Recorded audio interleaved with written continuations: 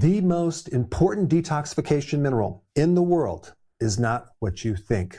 And I'm going to reveal it right here shortly, but I want to see if you can guess what it is. So comment down below. The big mistake that people make with detoxification is they have this idea that I have too many toxins. I'm overloaded with toxins.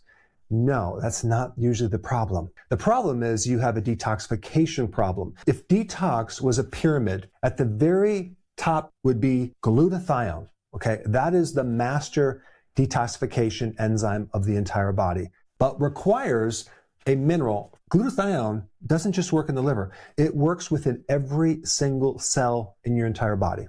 And it even does a lot of work in the mitochondria. Glutathione protects the mitochondria more than just about everything. And I want to mention something about antioxidants. A lot of them clean up the damage after the damage has been done, but glutathione is preventing the damage from occurring in the first place. Very different. And when glutathione is low, toxins do not leave your body. They get stuck and then they recirculate.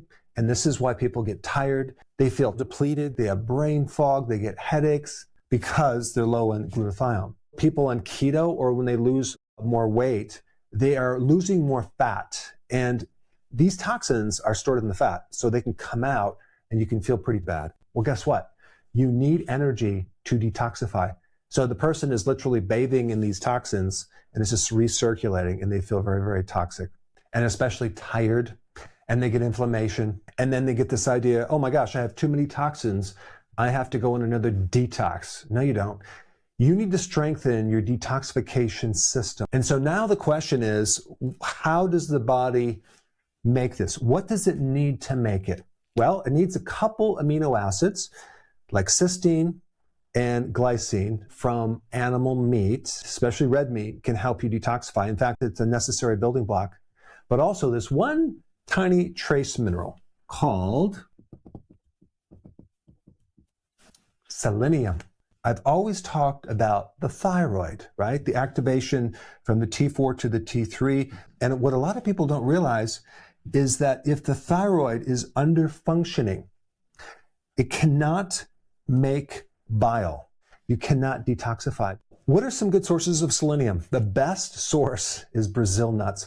All you really need is 2 Brazil nuts a day to get all of the selenium you need. Eggs are another good source of selenium if they're high quality eggs. Organ meats are another source. Cruciferous vegetables do have some selenium in them.